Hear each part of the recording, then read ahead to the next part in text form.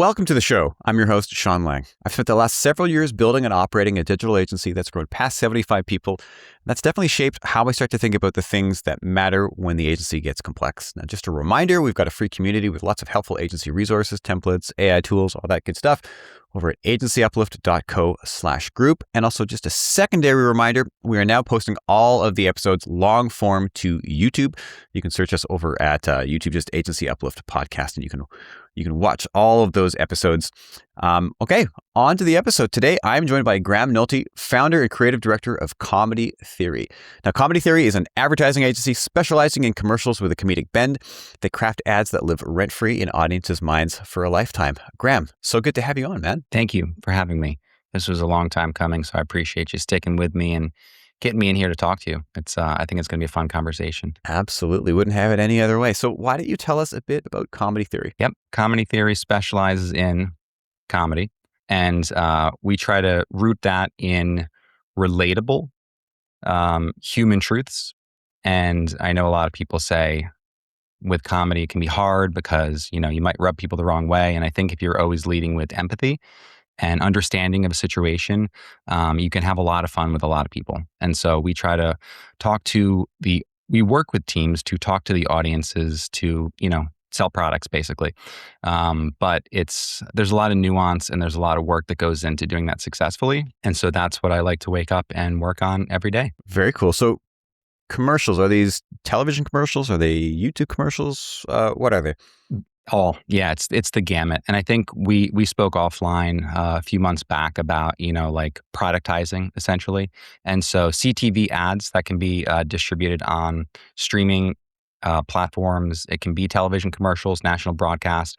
A lot of it really has to do with essentially where the audience is of the brand that you're working with. And in recent times, we've been focusing a little bit more towards the YouTube pre-roll, and also delving into the dirty word of AI video ads and just kind of basically trying to spread what we do through different tiers. And a lot of it was always focused on, it's got to be a TV commercial. That was kind of always my my standard of I want to make Super Bowl ads every time. And I still go at it with that intent, but we're just kind of scaling for different products now, which I think is a better way to do it. I'm curious, would you say that there's more eyeballs now, digital versus television? Yeah, yes. And I think that's just, ask anyone under 35 if they're paying for cable. I didn't think I was, and then I realized I was because that's, it's bundled with my internet. But do I ever watch it? No, I'm just paying for it. Yes, and a pretty penny as well. Oh yeah, yeah. So, yes, it's exciting. It's exciting to have different places to meet people, and I think before it was kind of like this atomic blast. All these gates, they were controlled by a few channels and corporations. And of course that expanded with satellite and everything. But now it's really personalized and you really get to talk to your audience with advertisements. And if you don't, insult their intelligence, you can really have fun with them and hopefully hook them into the brand and, retarget them and have all that really smart analytics to continue the conversation ultimately with them. Yeah, it's probably a big improvement compared to what agencies had in the past when they were just strictly targeting televisions only. Yeah. It's a reckoning is coming. If not, has already been here for 15 years. I think with like the social media, like in the 2008s and with really pre-roll kind of expanding and Facebook ads blowing up and then collapsing and then blowing up again. And, all these venues and people saying, this is the future. No, this is the future. There's just opportunity everywhere. And it's kind of fun to work in different mediums. The New York Times, we ran an ad in, that's fun. There's just a lot of different platforms that, and it really just comes back to like, who are you trying to communicate with, which is on the creative end when I'm working on that, why that's important, but also in distribution, there's just limitless.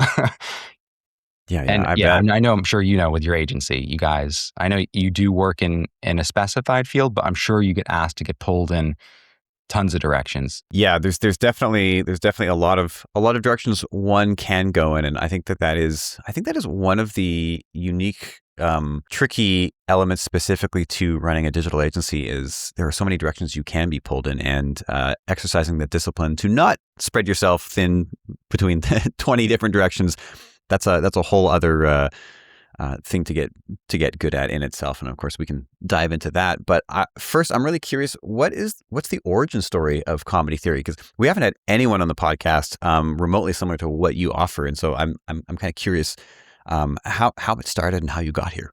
Thank you. Yeah, it's essentially through directing freelance, and then when you do that, and you realize that you're bringing more value than just what a freelance director will bring to an equation. They're kind of a small piece of the pie.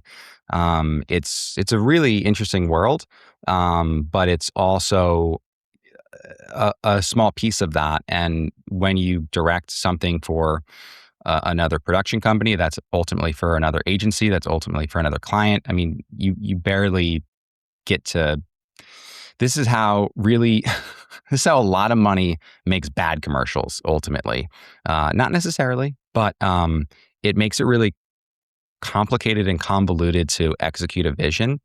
And so then moving from that to just through opportunities, like if I was directing something and I said, hey, well, what about this idea? And you really connect with the brand or the agency or whoever is, making this. And then they say, that's great. Well, why don't you write a script and just, we'll read it. And if it's good, maybe we'll use it. And you start kind of changing what you're providing. And eventually it became providing the production company aspect of that. That's fun. I really love that. I think that that's where, myself personally, not other people at the agency, is really rooted as like a production junkie, and just being able to go out there and execute a really complicated thing and get exactly what we discussed. But the business model of a production company is basically like a bottom feeder bidding against other production companies. Sometimes it's really just about the money. Sometimes, you don't have a celebrity in your reel. It's a very interesting, bizarre marketplace where quote unquote value, I just feel it's a little bit more subjective. So then moving that and evolving down the line closer to actually the source is the brand and being able to work with them. There was only so many times where as a production company, we were on the same page as the brand. And, they hired the agency and the agency hired us, but we're really clicking creatively. We're really clicking personally. And it just kind of seemed like, well, they're just doing the distribution. They might be brilliant at it. They really, truly might. They might have an edge out that other agencies don't have. They haven't discussed those with either the agency or myself. So I hope that's true. But, in the end, it was kind of a natural fit to be able to just work with the brand directly and to work in distribution and to, talk strategy early on. I mean, sometimes we get these ideas, as a production company, and we were going the wrong way to start. And so I think the Comedy Theory's natural progression to be able to work directly with brands was inevitable. But it's also really nice because you have a close relationship with them and you get to work with them and collaborate. And that's the most fun, where there's just no, toxic, weird human beings butchering a project for personal ego reasons or something crazy, like something out of your control ultimately. So did you originally start this as kind of like a one-man show, or how did that work?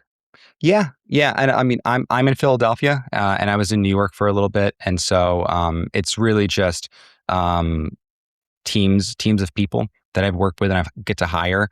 Ultimately, it came from realizing that if I get to build the team, the product is so much better. And I love calling people that I consider my friends who I either hire directly or work with. It's fun to give them the call and say, hey, we got another one. This is what it is. They might be flying out from LA. They might be, coming in from all over, and, you get to put them up and you guys are all there. It's like you're in the, the Navy SEALs when you're in production, and it's really exciting. And so, I really could not have done it as a one man person at all without everyone else. And it's just really fun to be able to, to build those teams. It's a dream come true. I've gotten endless compliments on the people that our team as like, we love you people. And that it means a lot to me because it's really nice to, have like a no asshole policy basically. Totally. And like a real one. Yeah. Like actually. A lot of people Oh. say it, but then when the asshole hands out a bunch of money, then suddenly the no hassle policy just kind of is suddenly gone. It just disappears. No, yes, it's that cannot be overstated. It's and also too, it's nice to work with people that their central nervous system centers them in the right place when things get complicated and things get hard and time is short, and you get to really have a shorthand with people where, I mean, I like to direct if I can. I've hired other directors sometimes and put them on the projects, and that's awesome. I love giving opportunities to people, and I love also, like I have a very specific style. It's absurdist, it's satirical mostly, and sometimes there's like a goofy comedy, and or silly or insert a billion other ways you could do comedy. And I say, I'm not the right person for this, but I want to produce this with comedy theory, and I want to put the right team together who would do better than me. Yeah. And that's just awesome. It's fun. This is a total random aside, but when you said absurdist, that just made me think. You've probably seen a couple of those really random Tim Robinson ads. Have you seen those? Ads? Not ads. No, I need There's to. I'll send them to you afterwards. There's one where I think he's actually in I think it's a Dodge ad. It's so bizarre, but just like everything that guy touches. But Yeah. yeah. Anyway, I'm not going to devolve down into Tim Robinson quotes, at least not in this podcast. But Before you bring it back to reality, allow me to say that I send coffin flop to people just to see how they react, and then just to see if they're cool or not, right? Well, it either means they're not okay with death, or they might not always want to laugh. And I don't know. Either way, I just say, "Oh, okay. You didn't laugh one time. Interesting. Just interesting." It's kind of how I vet my new friendships. Like, are we going to be friends? Can we laugh about this? Yes. Okay. Sure. All right. Well, and I All think that's something that I also feel too. Sometimes I feel like my personality, I get really excited. Partially on the spectrum, it's a spectrum, but like there's some things I don't miss some social cues, and I feel like sometimes I can't quite be 100% myself. And I feel like if I send someone coffin flop and they're like, "Oh yeah, so good," I go, "Okay, I'm not going to unintentionally offend someone by just laughing about people." It's smart. It's a good first test, right? You can kind of see, okay, where do we stand on this? Yeah, for sure. So as someone who is admittedly very uninitiated in your sort of piece of the industry, it sounds like you're very project based. Do you work with people on retainer, or is it kind of strictly like project to project? It's all project. Yeah. And that's been the way that I've done it the whole way through. And that's probably how the industry runs overall, isn't it? Is it not for you? Well, no, because I guess if it's like more boutique, yes, but the holding companies and subsidiaries or like-minded people in that pool, they'll go through. Basically, they have like one client for 3 years, and then after that cycle's over, like they just start cutting people, and then they might go to another agency or not. But either way, I feel like there are people that there are people that I hire year round. So it's almost like they're full time, but they're not, because I might need to scale back, and I need the expectation to be, we are working on projects every time I have an opportunity. Here's another project. We can have conversations. Oftentimes I pay people, more than they ask, or at what they ask, or whatever. I really try to be, I almost feel like I try to protect people in the way I wish I was protected whenever I got hired. But it's just the way that I've done it. And I do agree with you. I think more and more that's kind of where it is. It seems, I don't have any national statistics, but that's what it seems like to me. As someone coming from a different corner of the industry, where everything is very retainer based, I mean, I know that there are definitely some downsides and maybe misalignments to retainers, but overall, as the person running the show, retainers they feel much nicer. It feels much more sort of like consistent. You feel like you can kind of predict cash flow and you can forecast and you can kind of decide where you're going to be and hopefully in a year's time or two. So I would assume that going project based, again, not really ever doing it, sounds stressful to me. Like how do you manage the what I would assume is a bit of a feast and famine kind of cycle, or like where's the next meal coming from? Yes, 100%. And I wish I had a better answer for that other than it is stressful. It is stressful. But there's also, you can really, I guess what I would say is retainer, it's intentionally and specifically designed to be like, this is the exact value we provide you, and this is the exact amount of money that we request, basically. So expanding that, you would know like what scaling up would or could be. Project based, I mean, you could the amount of revenue that the profit that you could take on a project is exponential. I mean, you could just land a really big brand and they could say, we don't want to spend less than $250,000 on this. And you go, okay, that sounds great. That is not the number we were thinking. That's amazing. Wow. Let's do that. And so, and I think we spoke about this a few months back is, the inconsistency of that. And I guess I've just never had I've always had either a production company or my agency or freelance, any and all of that. So I've never even known what the opposite is. That's why I said production junkie, because of just so much production work. And it just, I imagine the retainer is a much better way to do it. And also too, when we spoke, I said that we're moving more towards specifying in, YouTube pre-roll as a retargeting for meta spend, specifically with the comedy ads, because it's more of like a brand lift. It's more of like a specific, like an actual commercial or CTV campaign, could be in CTV, but either way, using an actual product as what we're offering and selling, as opposed to just saying yes. Yes, we will, which is, I guess the benefit of project is someone comes in, they say, this is exactly what we want. And you say, you got it. Can we make it funny? Because if we can't make it funny, we can make it, but we probably won't, you should probably go with someone else, which we've said quite often, which is also really terrible to turn down work because you're like, well, if we're not entertaining your audience members, then we're just making like a talking corporate B-roll ad for CTV or something.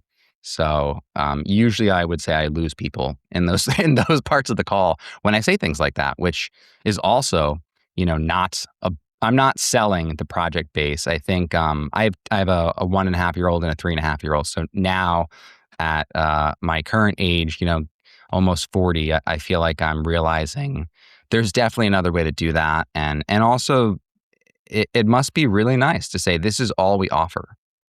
This is it. Mm-hmm. Take it or leave it. Yep. We do it amazing. Because I feel like the products that I create for brands is fucking incredible. And they love it. And they should, because I put so much work into making, it's like a lifetime spent to make this something that someone can enjoy. It's like doing Tim Robinson work, but in commercial advertising. We want people to enjoy ads. We don't want to insult their intelligence. So that has kind of guided me. But I think talking about it from an agency standpoint and owner and realizing like, is that the best way to do business? Just because there's an upside where you can make more on projects doesn't mean, and it might like actually balance out mathematically or not. Either way, it's not really the best. It's not really the best to just jump on a plane to go do something because, you know what I mean? I think I would actually, at this point in my life, being so anti-establishment until I realized, what am I rebelling against? Let's just wake up at the same time and go to sleep at the same time. Like, I would love to do that. So I think you've got it planned correctly. And the conversation we had was that's actually, what I'm moving more towards, which I think is healthy. Yeah, I've got some thoughts, which I'll save for after we stop recording. I just got some thoughts, some ideas for you, but we'll Thanks, man. We'll spare the audience. But okay, back on track. What else was I going to ask you? Oh, yes, I remember. So you've been doing this. You've been doing this for a while, and I mean, regardless of which agency model you're running, I think that they're all fraught with chaos, and they're all anxiety inducing at some point in the, I would say, year, some point in the month, some point in the week. Yeah, that's accurate. What's a challenge that really stands out to you that you've encountered in the last whenever? I would say knowing when to stand up for your morals, I think, is hard. Like there was an advertisement that we did and I thought it had racist undertones, unknowing to the individual pitching it. And then I had to explain to that individual that I personally believed that there was racist undertones. And then he explained what he was thinking. And I said, well, technically that's being xenophobic. And then that didn't go well.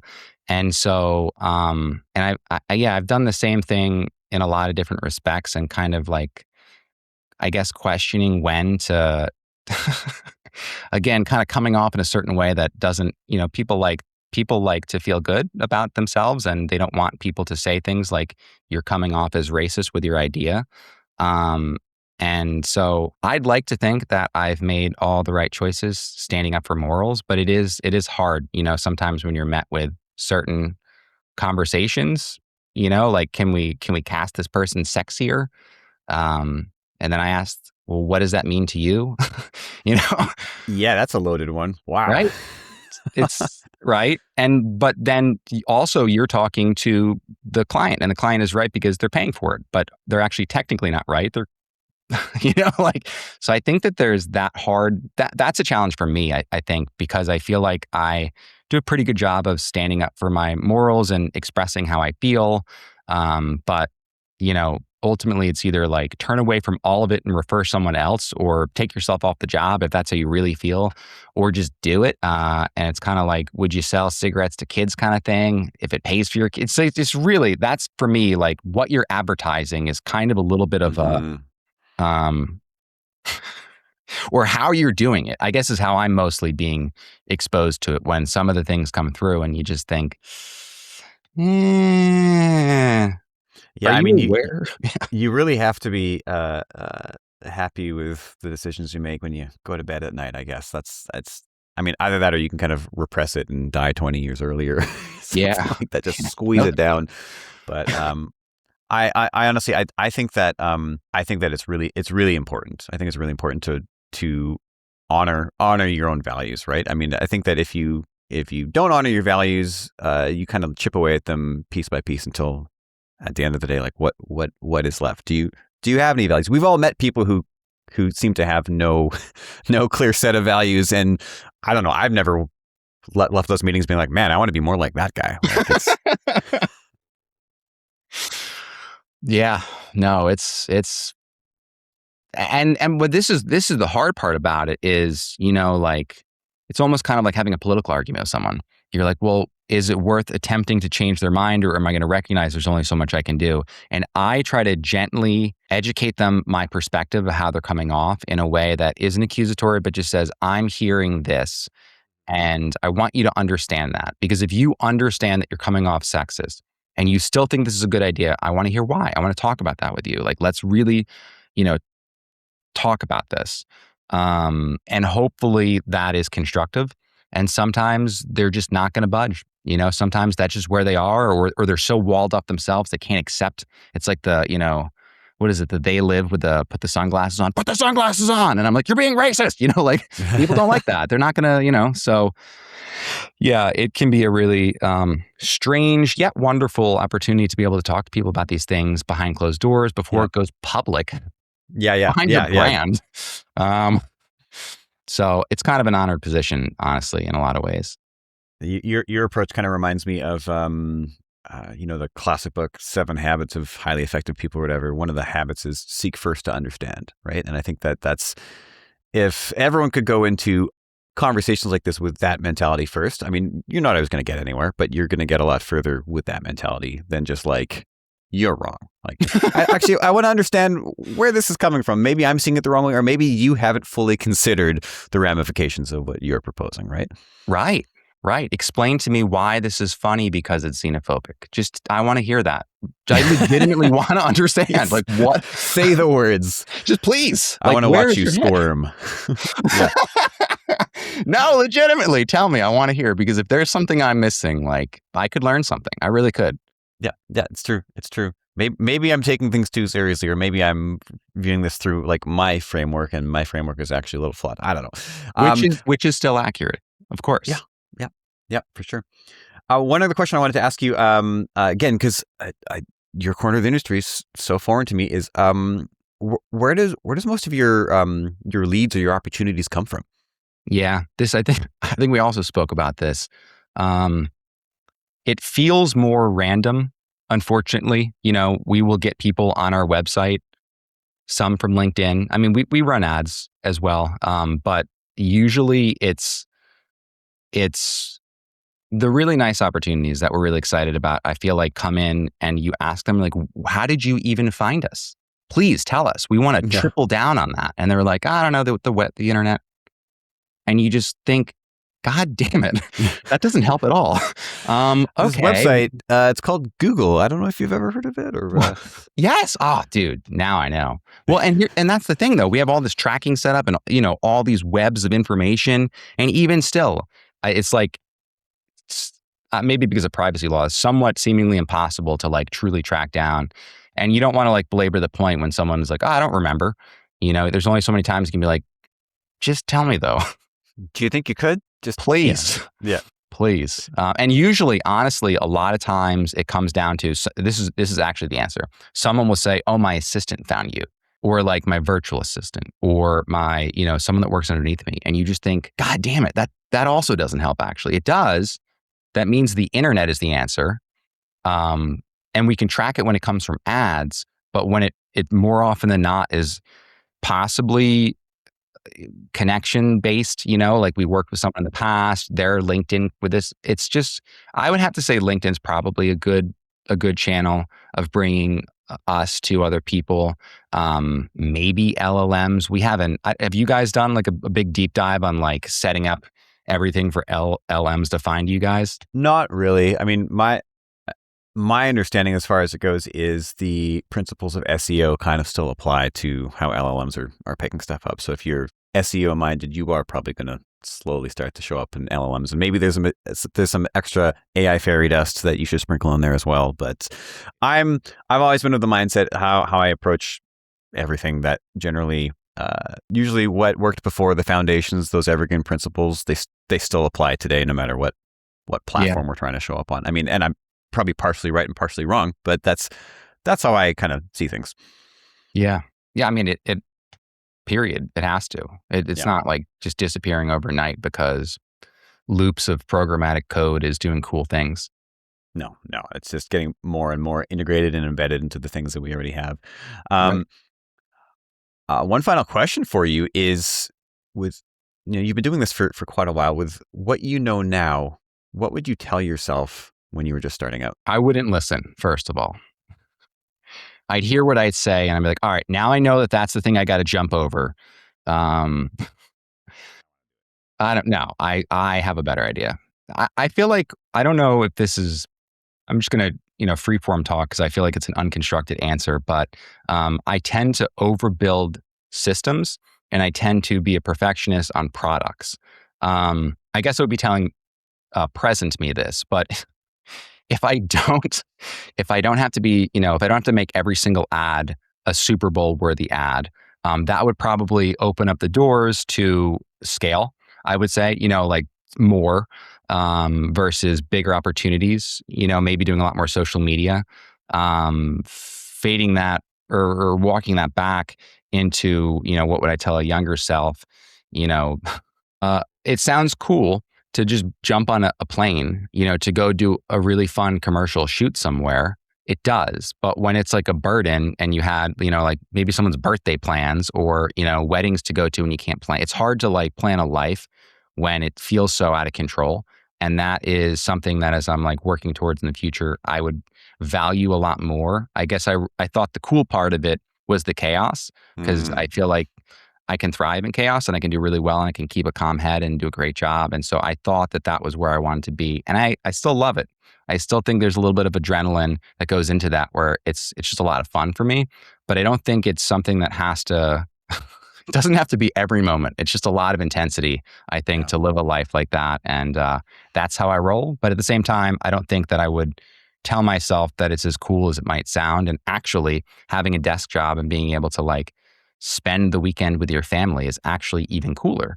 And that's probably the advice I would give myself. And I'd be like, yeah, whatever. But what I want to do is the thing you said that's really cool where it's intense all the time.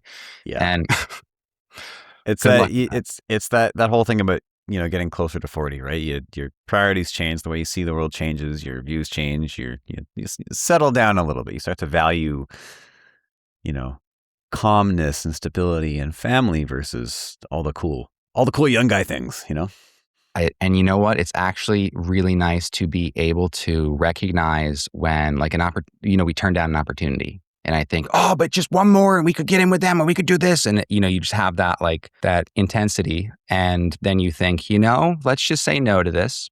It's not right for us. Or I can put someone else on the project and job and, we can handle it. That's fine. But I'm not going to jump out of an airplane to execute this in 2 weeks because for whatever reason, someone, I don't want to say wasn't planning, maybe the deadline, who knows why, maybe it was put on them, but either way, like I don't have to live that way. And it's Mm. nice to be able to take a step back from that and say, I want other people to go through that so they can find out for themselves if they want to have a heart attack at 54 or, or they can find their own way, and everyone finds their own way. Yep, they sure do. Well, on that note, we have found our way to the end, Graham. Thank you. Really, really love this conversation. Where can people find out more about you and Comedy Theory? Yep. Comedytheory.tv is our website. You can see our work on there. I guarantee it will make you laugh. Watch 1 to 3 of them. And if you don't, email me. I'll send you a Starbucks card. I tell that to everyone. I say, if I can't make you laugh, then I owe you because I guarantee it'll happen. And I think that you'll really like the work that we're doing. And so I hope anyone's interested can have a conversation with us, jump on a call with me and my strategist, and we can figure out a way to help you guys, even if we're just kicking tires and not even doing anything, but talking about fun ways of things we can advertise to your clients. Very cool. Thanks, man. Cool.